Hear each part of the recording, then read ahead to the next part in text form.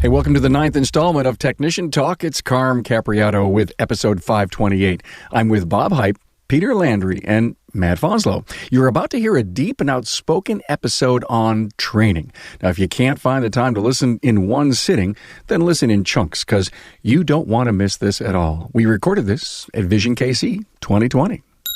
Idiot over here is like, I'm taking Scalar's basic electricity. And I'm like, oh, one of the best classes I ever took. I'm like, if you're taking it, I'm taking it. Yeah. And I'm like, okay. And we walk in, sit down. Guy looks at Matt, our other friend, says, what the hell are you doing? Get the hell out of here. And I'm like, okay, Scalar said that to you? They know each other. Wait a minute. What's going on here? But you knew you needed it. You wanted it. You had to have it. Yeah.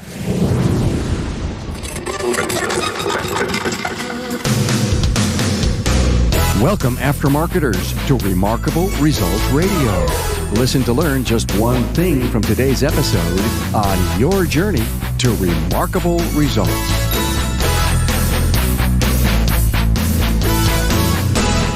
Hi, friends. Carm Capriato, the Aftermarket Podcast Guy. Hey, just a moment to mention Apex 2020.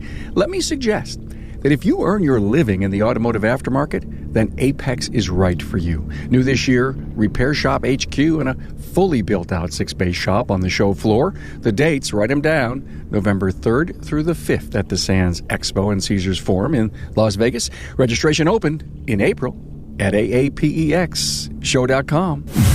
Hey, let's get this podcast resource out to all aftermarket friends in each of our communities. You know, it matters to me to get these stories, ideas, insights into every corner of the aftermarket. You can help so we all rise to new levels of success. This interview is perfect for every shop owner, technician, service advisor, distribution worker, trainer, and so many more. Keeping tuned in to technician training will help us all. Share this with a friend. Hey, look, we are also doing our part to cover COVID-19. On my homepage are podcasts, think tanks, and forums on business during these times. Also, links and downloads to forums that will help you navigate this unprecedented challenge, remarkableresults.biz.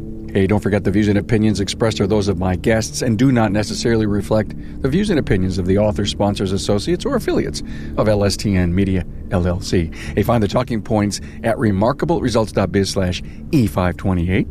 Now, Tech Talk 9 with Bob Hype, Peter Landry, and Matt Fanslow. This outspoken trio ponders training in a big way. Since we recorded at Vision, it was a perfect topic since Vision is the premier training event. As is typical with this trio, they don't hold back. And we also had some fun, too. We cover what it takes to be a trainer, what type of student are you, hands-on, play versus research, and critical thinking, just to name a few.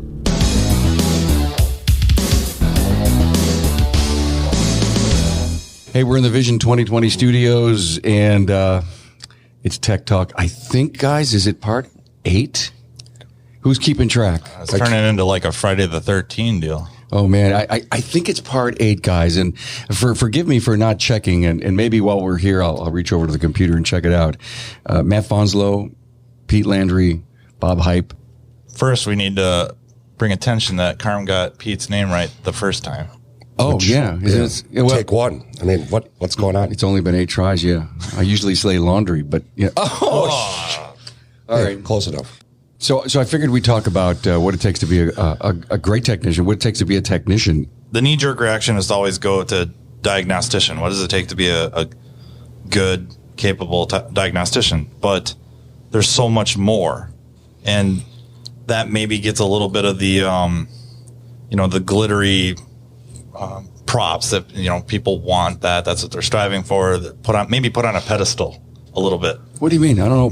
Props. What do you mean? When you think about, diagnosticians, that's what I think gets promoted as elite. It kind of gets put on a pedestal. Oh, I see. And so you have people, techs coming in and they're trying to become the next, they're striving to be diagnosticians, and that's great and all, but we still need the R&R techs, and they're extremely important. Yeah. And that can't be overlooked. And it's different skill sets, different mindsets. Personalities. Yeah, your brain works differently, and it's not good, bad, better, worse. It's all part of this machine. There's a lot of places for personalities and different different personalities rather to fit into the technician role. Like you're saying, there's a huge amount of options. So if you come in, you got a ton of options, and you could be a great tech at R&R, diagnostics. You can move, you can also transition to the office. You can transition to becoming an owner. There's a huge amount of options, and it's not just limited to, diagnostics or. All right. So maybe this question was too big and broad, Matt, based on what you brought up. So let's do this. If being a great technician at whatever level, okay, that you guys both said you need to be, what's the commitment to training? How does your development as a team player fit in the dynamics of the company? I'm just here to turn a wrench. No, you're on a team. You guys have all felt that and know that. And some people that can't do that, they're out. They don't even want to be worked with. I've heard some incredible stories today about having the owner invest in a technician. And there was a plane ride last year. Ironically, the tech who didn't get paid to go was sitting next to an owner that brought his entire team.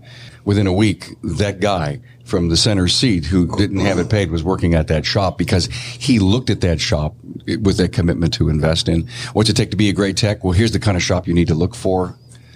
That's kind of where I'm going. And I don't think we can talk about it enough. And I think there's a lot of technicians out there, mechanics, whatever we want to call ourselves, that need some direction and guidance. And you guys know what's around the next corner, and some of them don't.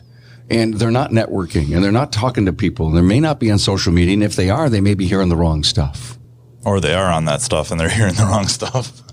They could be reading the correct stuff and interpreting it incorrectly.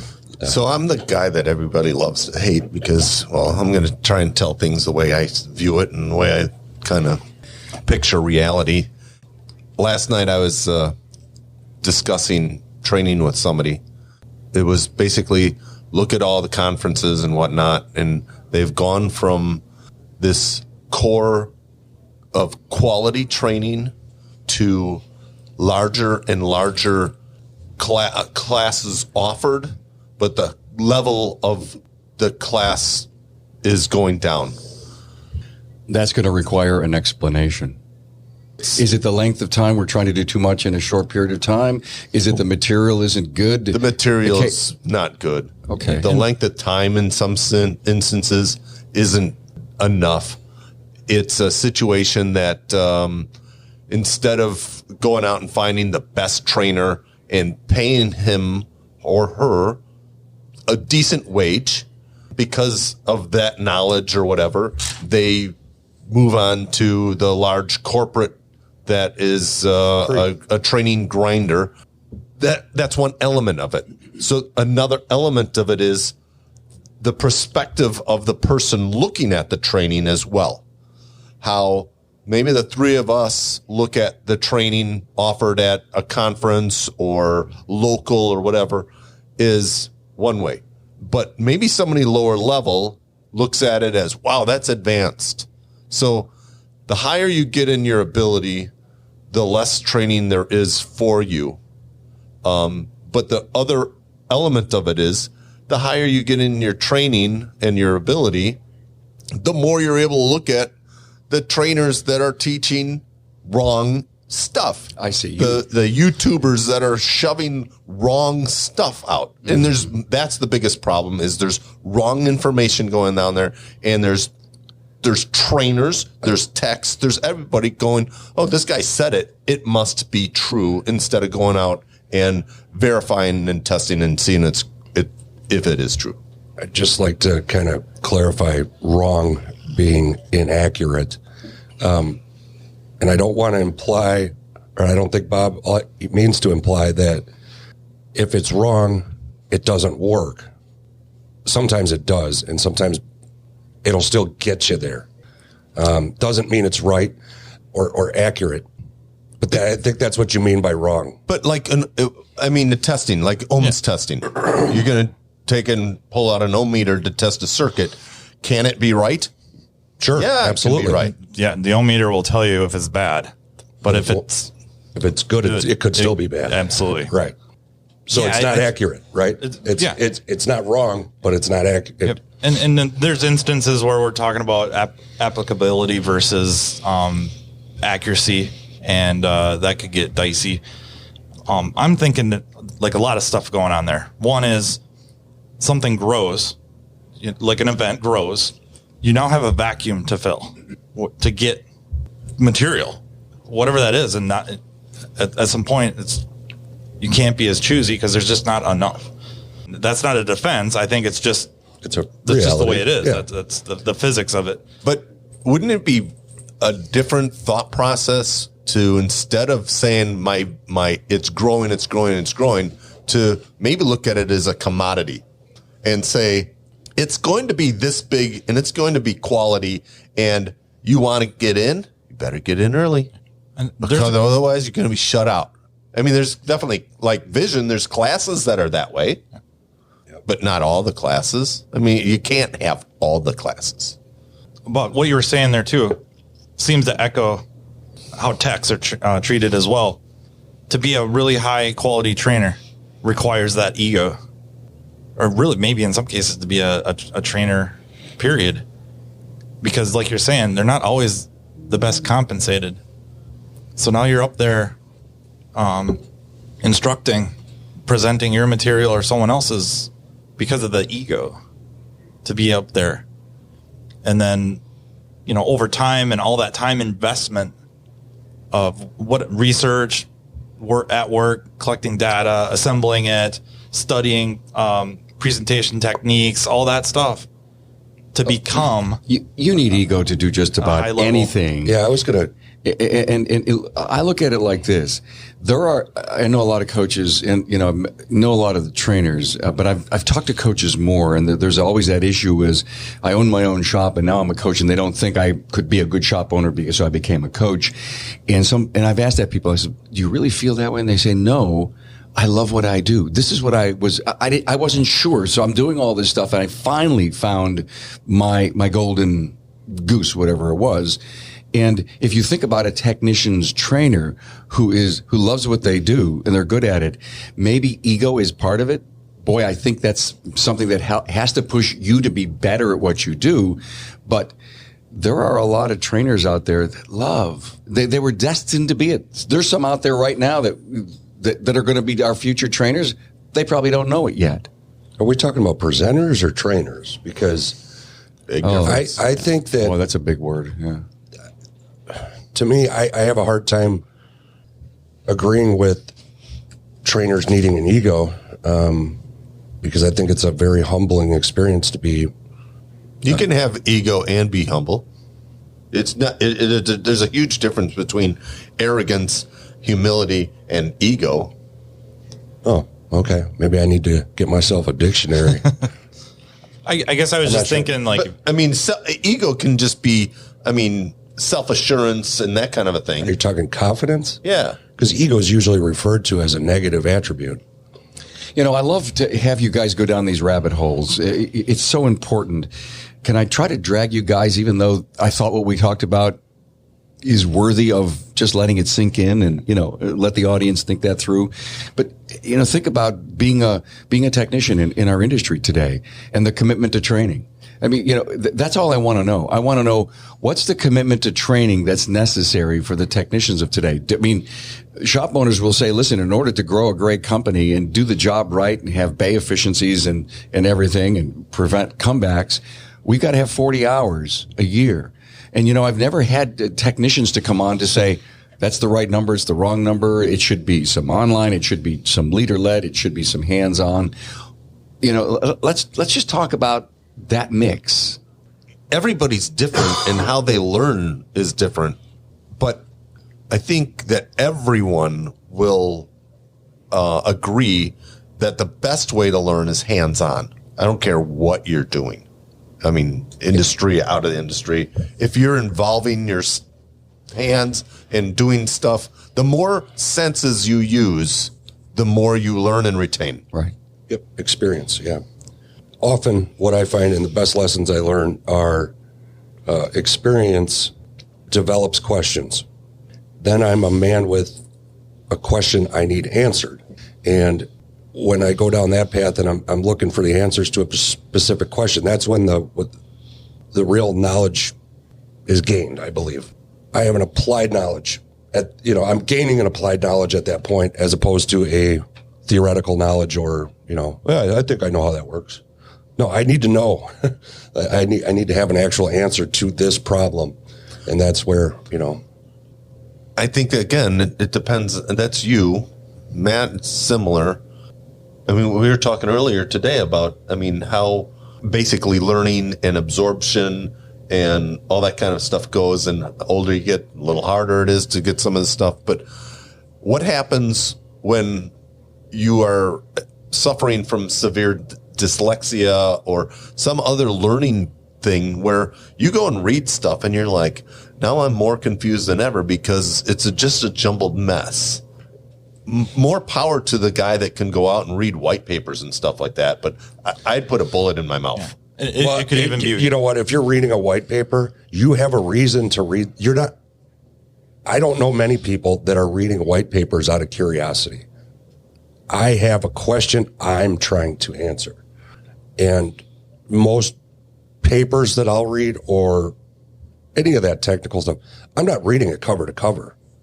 I can't, but like for me to open up and look at a white paper, my head hurts hard. I don't consider myself a dumb guy, but by no means am I a genius. And I'm trying to sort through this stuff. And it's just like, this stuff is so heady. It is so far above my intellectual ability to grasp it. It's like, what do I do with it? I crumble it up and I throw it away. And maybe it's just a flaw in how I process, and I don't know, but you're overwhelmed for sure. Yeah, well, right. And I don't think that's abnormal because I can tell you as you're going through, and Matt, I know we've talked about this, as you're trying to answer a question, what do? Unfortunately, you develop more questions. Yeah. That's the problem. So you start reading this technical document, whatever it may be.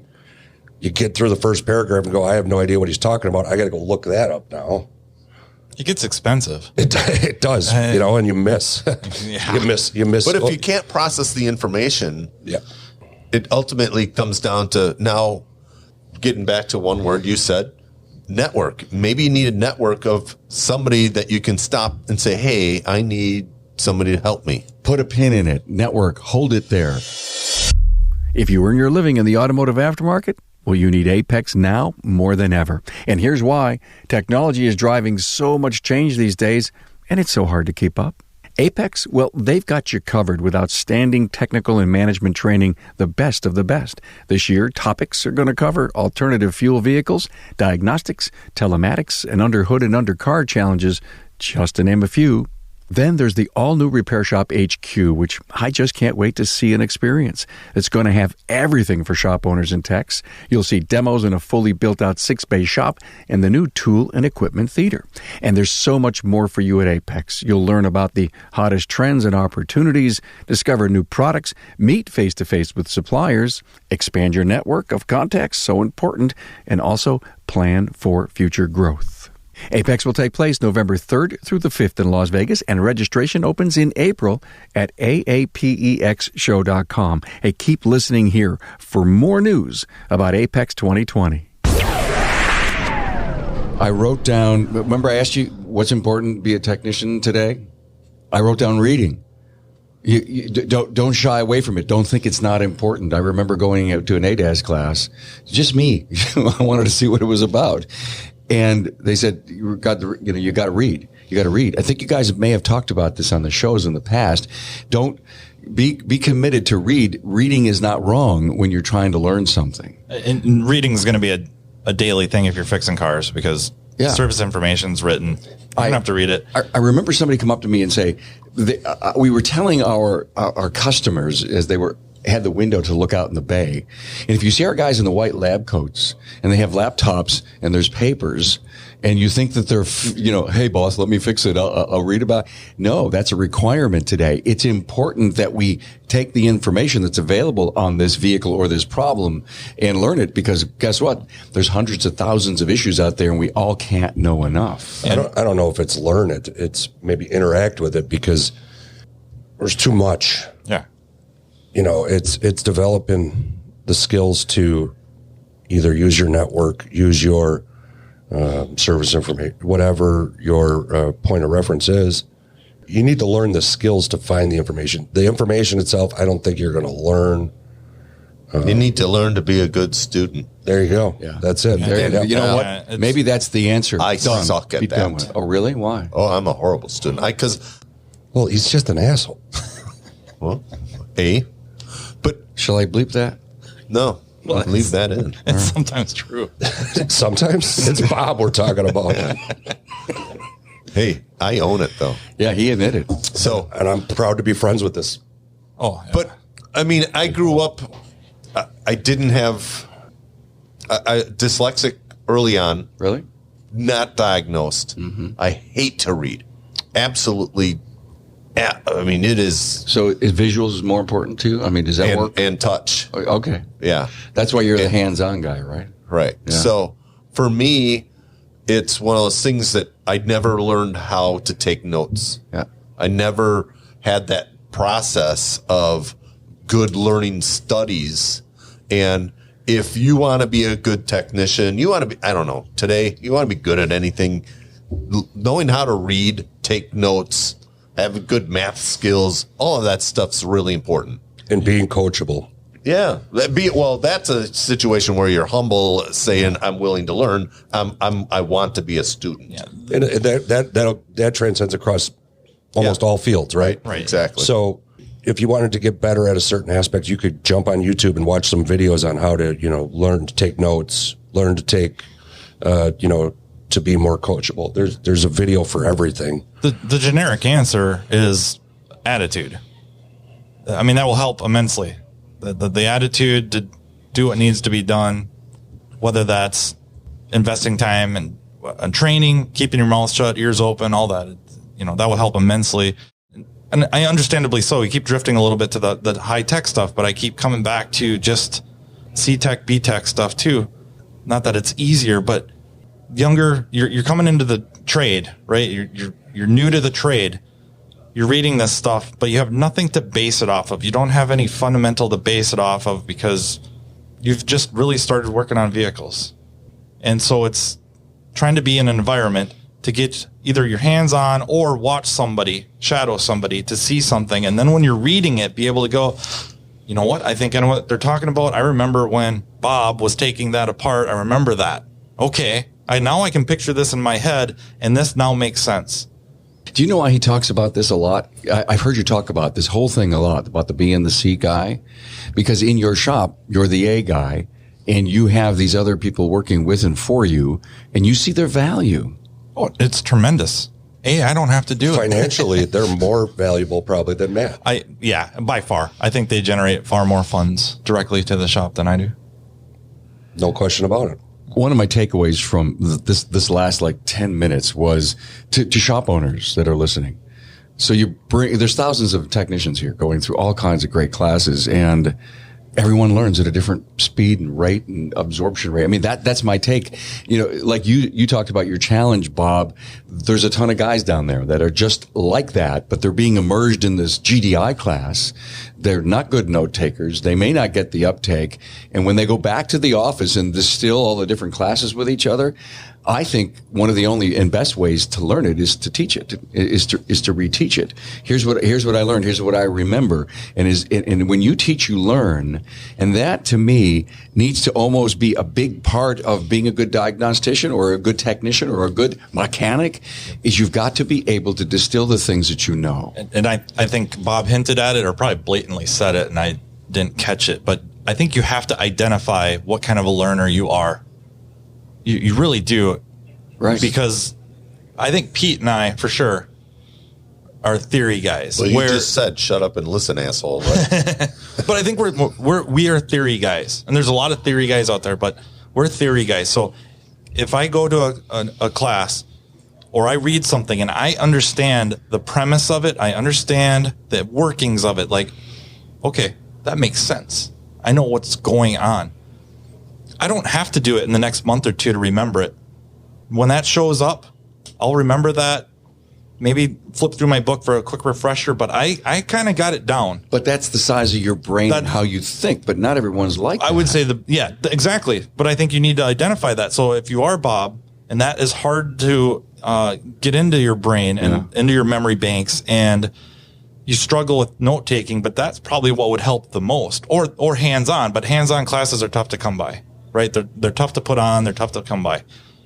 Now, if you identify that, and it will suck, but you would have to try to learn techniques to get that into your memory banks, to be able to apply that, whether it's note taking, whether it's reading that white paper and breaking it down in a certain way. And this is probably George Minshew territory I'm in now. But I think that is extremely important as best you can to identify how you learn, how you process this data, and give yourself the best chance to sit through. 4-hour class can get brutal if it's new material. That's a lot of stuff to get dumped in your lap and try to process, and then eat lunch and go in and do it again with something else to try to go back to the shop and not see that for 6 months. I'm not going to see this type of issue for 6 months, and now it shows up, and I went to that class. I'm going to pull out the book, but, is the book... For me, years ago when I first started coming to Vision, going to conferences, whatnot, I worked at a shop that I had keys to. If we were slow, techs leave early or whatever, I could come back from a training event. I could then pull in a car, whatever, and I could try to apply that right away. You play. And I play. Yeah, I love it. Today, I don't play. No. Because I don't really, it's pain to play. I was 5 minutes from home. But that's not my your job. tools were that's there. That's not your job today. But it's very different today. But if it was your job and you were a tech in a shop, would you still play? Well, it depends. What's my pain? I live 5 minutes from the shop. If I live an hour from the shop, it's a little bit more difficult to get in. How late am I going to stay? The other shop, sometimes I'd be there till 10 p.m.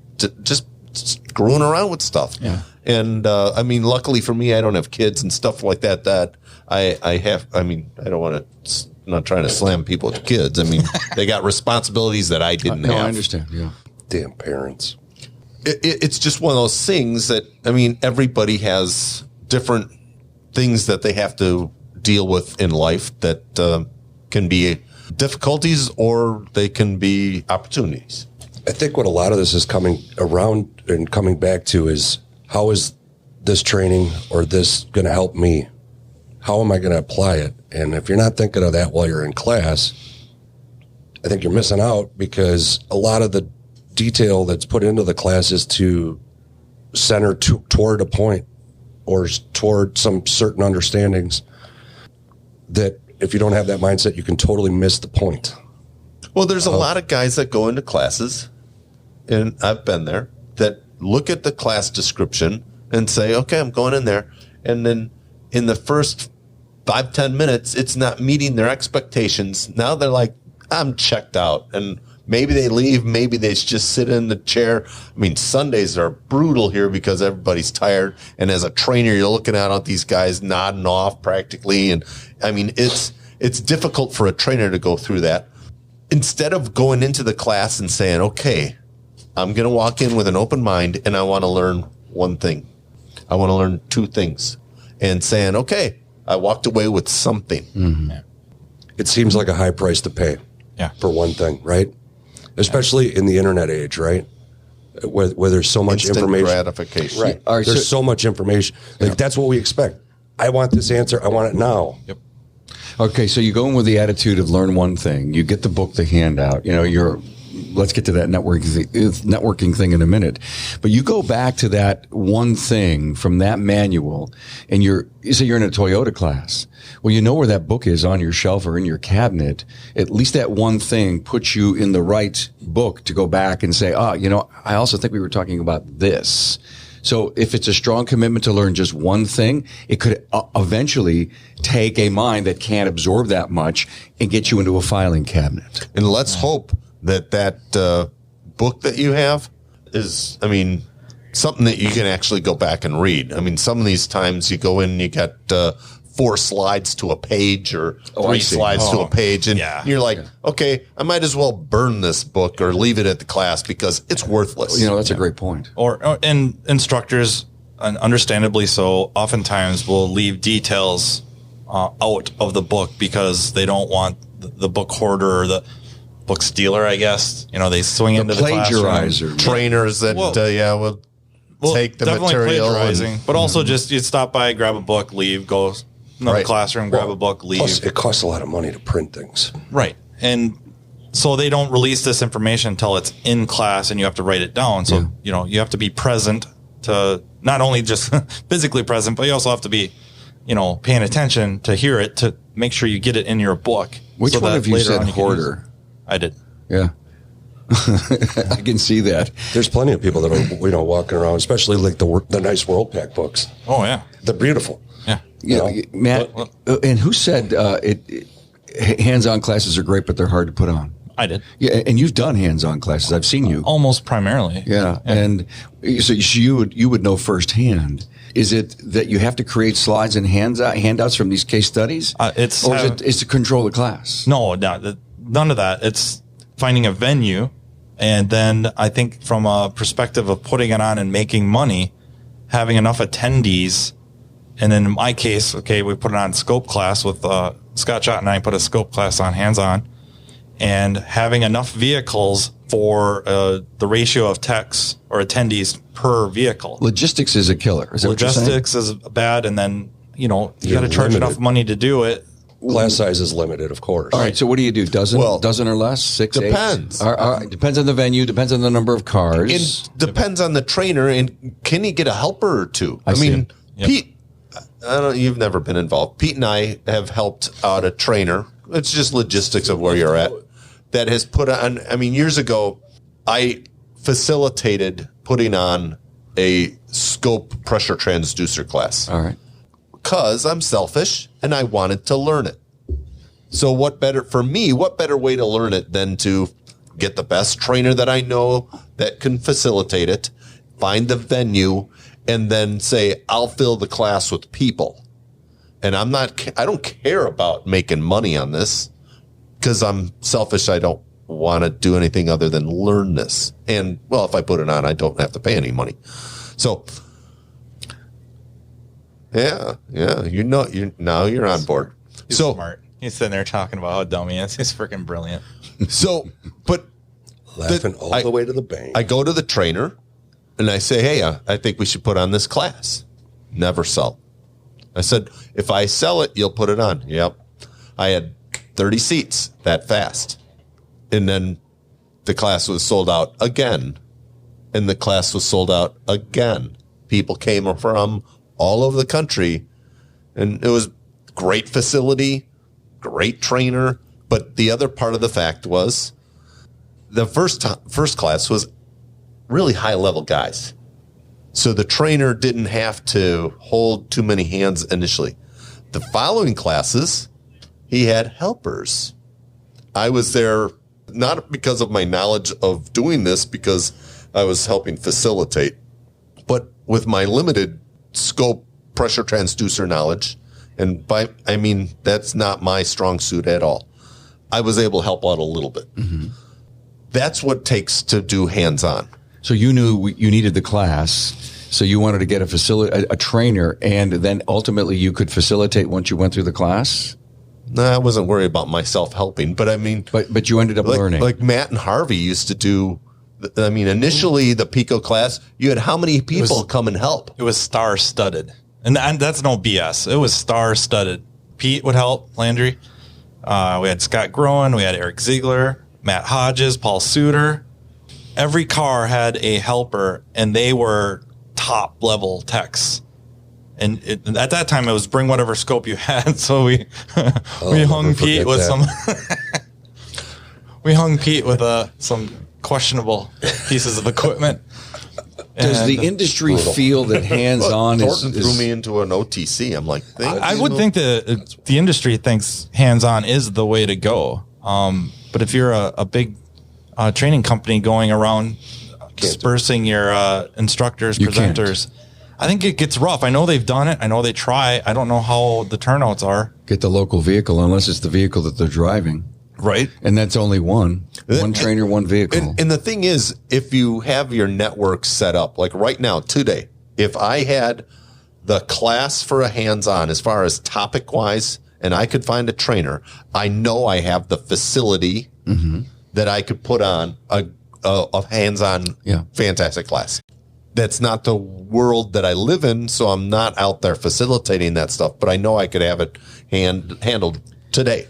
When I say localized national training, and there's been some guys that have actually gotten with their fellow friends, a dozen shop owners in town, and hired a trainer to come in, and it's been a weekend, and it's been a lot of hands-on. It's been some theory and some hands-on. Is that a trend that we should really be thinking about? Sure, yeah. The few hands-on classes that I've helped with, I love doing them.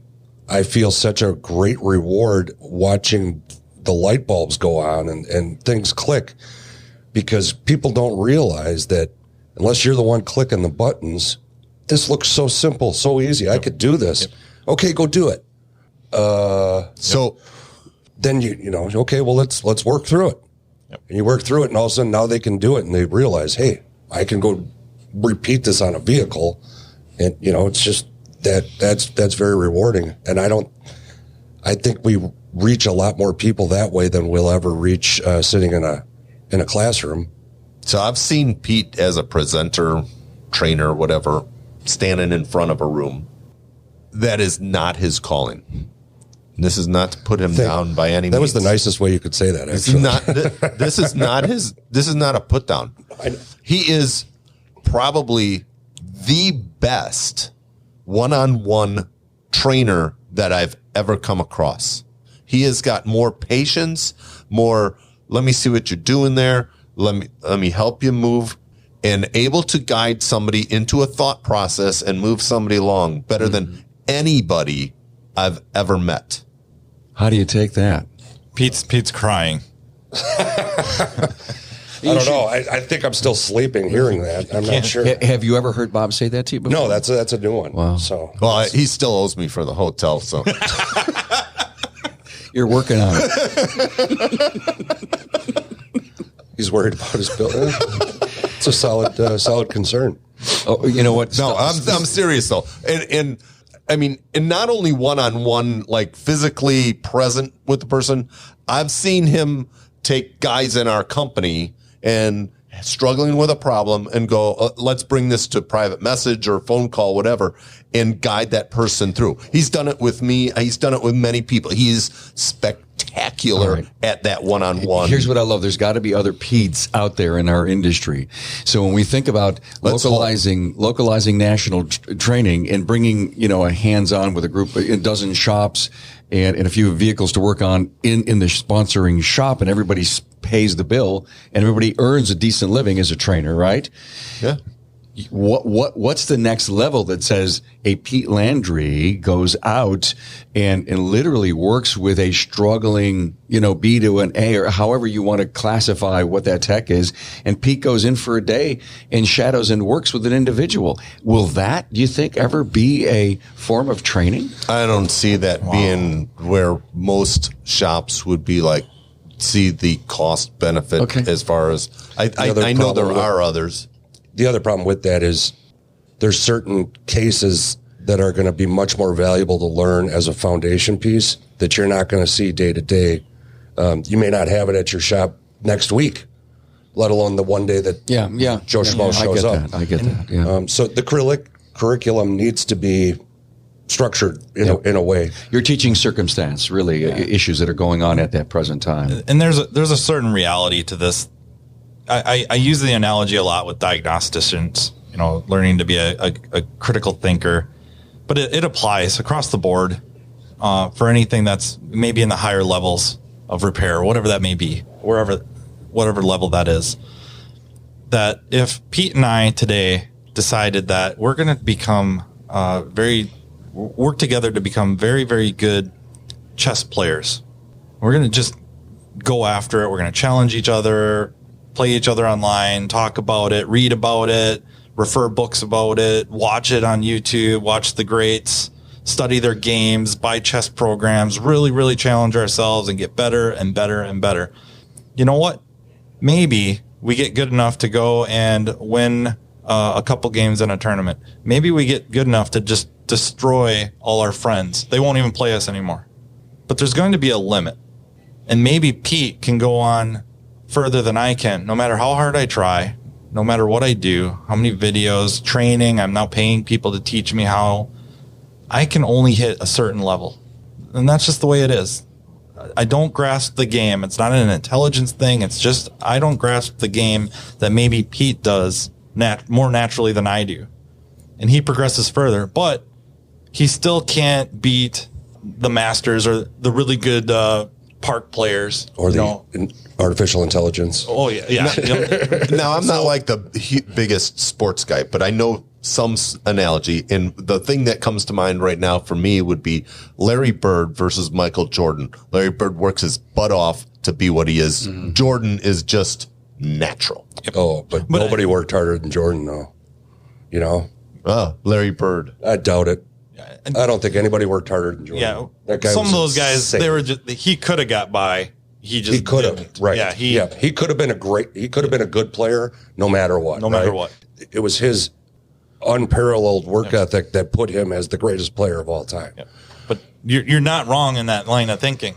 You know. No, yeah. And you wouldn't even have to pick on Larry Bird. You could pick on a lot. Physical. If you ever watch some of the NBA stuff, right? Yeah. Well, Charles Barkley will say there's no bad basketball players in the NBA. Yeah, there's just not one NBA player that sucks. They're all great. Well, I bet Pete could go on and on about natural guys versus other guys with MMA. Oh yeah. For sure. And that's what I was thinking about with your chess analogy. Is I love combat sports, and it's like there's only so far you're going to go and so much intuition. I learned about MMA the last episode. What's going on with you on that? Pete's an MMA guy. Nothing anymore. Just getting fat. Fat. It was December 7th. You were going to have a bout, and I think it got canceled or something. Yeah. Wow. I got my tickets in February, though. I had the music picked out. Yeah, that's right. Oh, I did too. Kung Fu Fighter. Oh, no, mine was better. What was yours? Paula Abdul knocked out. Yeah. Oddly, I didn't take either of your suggestions. What? Well, yours was Marlboro Man, right? You think about it. The match begins. The opponent's already doubled over in laughter. Oh yeah, you got probably it. just put him in a guillotine. It's over, done. Yeah, there you go. Yeah. The big W for Pete. It's Pete's shock and awe music. Pete, Pitbull, and Pitbull. There you go. What hidden thing do you have to talk about, Bob? Like Pete's MMA? You got anything special besides beer drinking? No. All right, Matt? No. You, Matt? I mean, I tried to get better at chess and it didn't work. Really? Yeah, it's a brutal game. It's a really tough game. Hey, guys, I've been taking a lot of great notes, but I want to move into networking. Oh, I thought he was kicking us out. Yeah, I was going to try to. Bob, we need more Pete's, but we need less of you. There's the door. I was going to do the cheap pop segue back to networking with part of that learning process. You might find out that note taking ain't your thing and theory ain't your thing, but maybe just talking about it with somebody. On the way home from a training class, calling up a buddy. Fellow technician that's kind of got the same interest as you do, and a different perspective, and talking about the class all the way home. Our first vision. Yeah, I mean, it was at that point for me. It was like this whole enlightenment. I don't know what other word, but I'm able to be in a vehicle with. I mean, I knew one person going into it, and I met. 4 others. Yeah. And coming home was a whole different exchange of discussion and topic. And it moved me more and more forward, and it built relationships because we could discuss this stuff. So it was having that ride home. Yeah. I mean, the ride here was pretty cool, but the ride home was... The ride here was funnier, probably more But Oh, it's the more ride, energetic, right? Yeah. You're excited to go. well, and You're just they whipped and beat after the week. they gave me a scan tool, so that's kind of set the tone. So we can say networking, guys, but get into some detail. Explain to a lot of people. Well, what do you need out of a person that you're networking with? I mean, ultimately, What can do you give them? And what can you give them? But where do you get them? Where do you find them? Let's start at ground zero here. Saying, hi, my name is. Yeah, you might sit next to him in the class. Instead of like my first vision saying, somebody was saying, hey, look, that's Harvey Chan. And going, okay, I go to my room because I'm intimidated. Yeah. These guys have talked about this a lot on the show in the last, I think it's been 7 or 8 episodes. And you'd say, if you don't stop by the bar, even if you don't drink, that's the place. Yeah, Pete and I don't drink. Right. But that's where networking happens. And I love your point. If whoever you're sitting to, left or right of the class, if you see somebody that you know, stop them, shake their hand, and say, hi, I admire you, have taken a class of yours.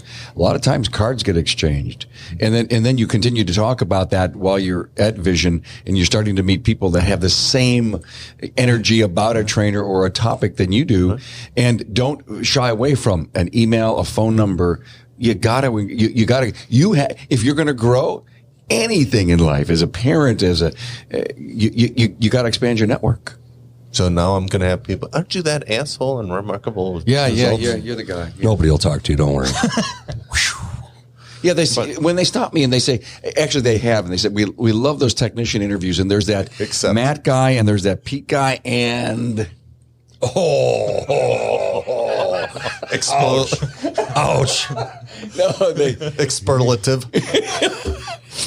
But you can watch it happen. You can watch it happen organically. A couple of people, they sat next to each other in a class, and they bump into each other at the bar. Yeah. And maybe they have a couple in them, so a little bit of the Guard is down. a little bit of the guards are down, and it's like, hey, what'd you think of that class? Oh, man. And then get to talking. Next thing you know, they're sitting down and talking. Next thing, they got so much in common. They're both techs at a shop that's good, bad, getting good, getting bad, blah blah blah. Next thing, phone numbers, text messages. 1:15 this morning at the bar. Bar's closed. Talking to a few other guys. I'm guessing kid. I'm guessing he was in his 20s. 3 sheets to the wind. I mean, he is gone. Walks up and he hears us talking. And at this point, we're talking about the importance of selling tires in your shop. we've done a show on that.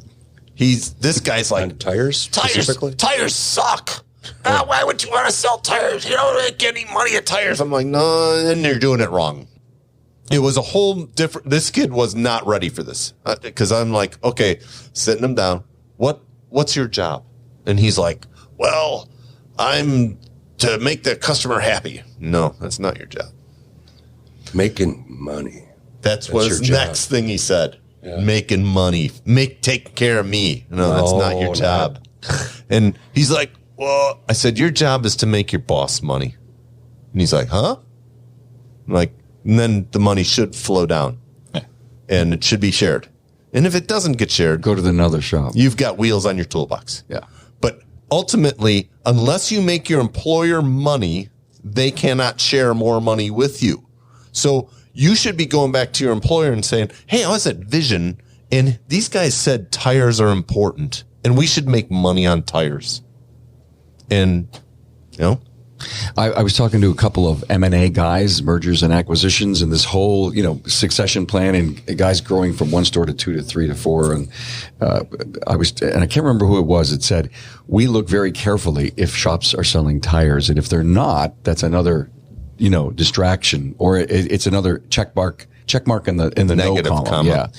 Yeah. And so I think there's a trend, because here's what I do know is that the purely tire guys, they're going after, regular mechanical work, and their goals are to at least split their volume 50 tires and 50, maintenance, service, mechanical. Well, they've got the customer captured. and With there's the not service. enough. parts. Everybody's, yeah. You got to have a bigger piece of the pie, right? Yeah. Yeah, you got to expand your market. I'm not the type of person to go exchange business cards and I will organically start a conversation, probably in some bullshitting type way. Mm-hmm. And if we, sort of develop a relationship, and then we kind of see technically, do I have something to gain? Does he have something to gain? Can we have a decent conversation about it? Okay, cool. This is great. And majority of the time is yes, we can. And then we kind of see where our interests are and how they align. And if you can't find common ground with somebody else in the industry, it's kind of sad. Okay, so we're not at Vision. The 700,000 techs in our industry, whatever. Is that all? It's a close number. It's a close number, but it's up there. And It's really a trade. no, it's not a trade. We're a profession. I'm sorry. But I digress, and so do you. And so do you. You've been told, dude. How do you like that? Wait a minute. Somebody's pretty tough with two tables Listen, between them. We know. Asshole opened his mouth again. Listen, we know Bob's role. We get it. That's it. That's the. We know your role. We finally figured That is it going out. to get used. And so there's Monday You at work. digress. So there's 3,000 techs here. Just say pick a number here. So there's a big gap, and so you guys continue to talk about networking here. Once you're not here, how do you build and strengthen your network? Well, the easiest is freaking Facebook. Yeah. I mean, holy cow. Yeah. Who would ever guessed that that's the resource it's become? Can you rely on it? Can you rely on it? Yeah. I mean, it isn't inherently good, bad, or otherwise. I mean, it's It's a network. a network. And, you know, as you get more and more knowledgeable, you'll be better at vetting that information. And But the cool thing about going to training and meeting somebody sitting to the left or right or hanging out at the bar or at lunch is when you get onto social media, now you know those people. Right. You can add them to your friends and then get notifications and blah, blah, blah. And then you know then they're you're overwhelmed and you got to leave. And But you know their friends because now your network builds. All I do is look at, does the guy, gal, wanting to be friends on Facebook know Matt? All I need to know. yeah. Number No? one, we decided on the Oh, way I here see. that is the criteria Yeah. for accepting friend requests on Facebook. Matt, If they know Matt, If they know Matt, Matt, we're good. yeah, they got to be Matt. I no, do. they got to be a Matt Fanslow friend to be mine. I try to vet No, them. they don't have to be, but if they are, automatic, yes. There's been a few that, you know, they're friends with Carm. I text message Carm like, hey, who texts this guy? what? And then Friends you're- of mine? Well, Well, you you know, don't- Facebook friends, and then you'll look. Not and you'll be real like, friends. We know that's a Yeah, friend. I get people that you're no friends idea. with and not friends with. No, still sorry. I was surprised. I got a Facebook friend request from Jeremy O'Neill. He's friends with Matt. I'm still like, I don't know. That guy's sketchy. Oh, he's the man. Jeremy. Oh, dear. Do you guys know who Chris Collins is? Names Rings a familiar, bell, but- Anyway, Jeremy and him are working together, and he was here yesterday. We did an interview, and it was really, really good. He's Way to toot like your the- own horn. Like this good? Or? He's here at Vision, and he's a trainer, but been mostly service advisor trainer, but mostly known on the dealership side. So it was really cool to have him here and get his perspective. Hey, I want to say something. I've been taking notes because you know that's what I do, right? And let me read these notes to you as we kind of wind this thing down about what we started with in the beginning. We're all digressing. Bob's an asshole. We're officially digressing. I didn't write that part down though, Bob. No, I didn't. Some things go on. Don't need to be I've been written down. digressed. Okay. I've been digressed. Let me tell you what I wrote down because I love this to be. I don't know why I'm doing this, but bear with me. Training. We talked about what's it take to be a technician today. We talked about training. We talked a little bit about hands-on, and we talked about a great question. And you may have brought that up. How will training help me? I just love that piece. And then we also talked about reading. We talked about math skills. We talked about being coachable. We talked about being a perpetual forever student. We talked about when you teach, you learn. How about identify what type of learner you are? How about play? Find some time to do the things, play with the things that you've learned. Be a critical thinker and networking. I would like to exchange research for play. Okay. Oh, I like that. Or maybe at least play exercise. / research. Yeah, Because it's an exercise. It's not. I don't know. Maybe not. I understand where Karma's coming was like me saying I can stay after work and play with Right. stuff and whatnot. Yeah.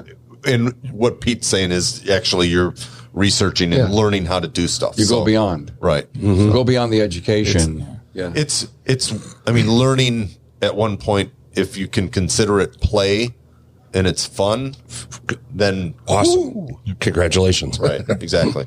You kind of want to tie up an idea we didn't finish with like the chess stuff. You're gonna hit a limit. That isn't fundamentally bad.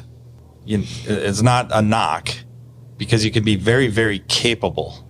And now management needs to put you in a position to benefit the company the most, and thus be able to take care of you too. It's not like a ratings. That shouldn't be a rating system of, to a point.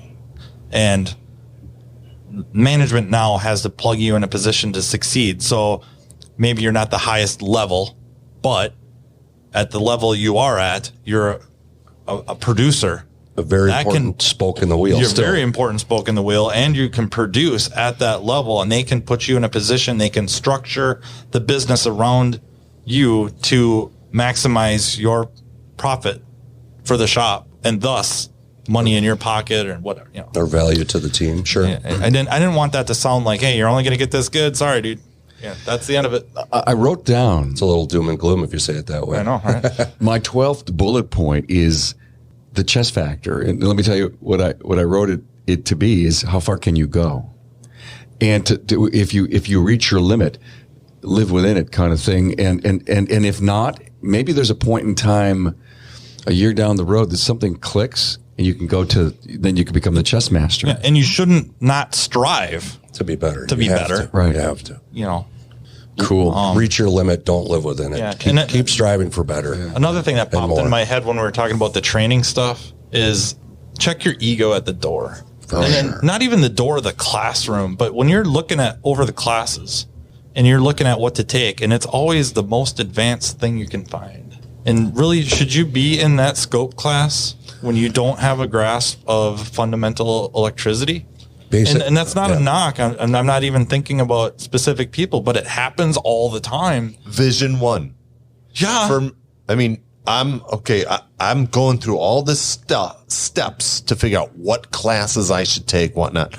I meet Matt and some other people, and the ride out here, I quickly grasp that they're at a higher level than I am. I've got my class schedule set up, and then we're talking, and what classes are you guys taking? This idiot over here is like, I'm taking Scalar's basic electricity. And I'm like, One of the best classes I ever took. I'm like, if you're taking it, I'm taking it.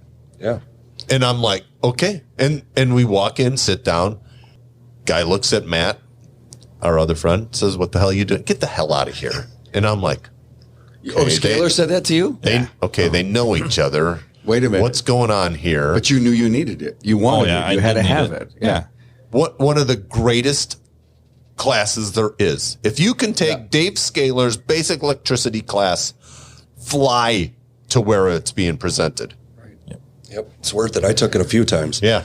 I also took Thornton's fundamental, I think it's called fundamental electronic or fundamental electrical or something like that. Or I think it's a 2-part. 2 of the best classes I ever took. And they both, one has basic in the title, one has fundamental in the title. And, in fact, I think I took a fundamental class like just a couple of years ago, and I really enjoyed it. And Mana's got that critical thinking type class that Another great. Yeah. I mean, there's just certain stuff that it's like you think that you are this big, all knowledge. I've gotten to this certain level, and you go back to this class that is literally labeled basic, and you go, holy crap. It's a ta-da moment. Well, or they end up taking these quote unquote advanced classes that are probably labeled that way just so they could put butts in the seat. I mean, that's the truth. They spend time on all these basics. Well, really because they have to. Yeah. Because you have this idea in your head that either A, you're going to grasp it if it was advanced, or B, the fact that it's advanced, and if I can get my head wrapped around the advanced, then I'll automatically understand all these fundamentals. They're changing the titles to get butts in the seats, not to sell the class, but to convince the ego to go to the advanced basic class. What do you think? Basic class. What do you think the percentage of technicians out there is that know how to do a proper voltage drop? I digress, and so do you. It's a super high percentage, right? Well, they may be doing it. That don't know. That don't know how to do it. Yeah. it's a super high percentage of guys that have been in the industry trade for a long time. The profession. That Profession would imply some professionalism. so I mean, we're talking about. I gotta leave. How's that work? I gotta leave that. All right. But we're done. They claim to be this, and they don't know how to do one of the most basic tests there are.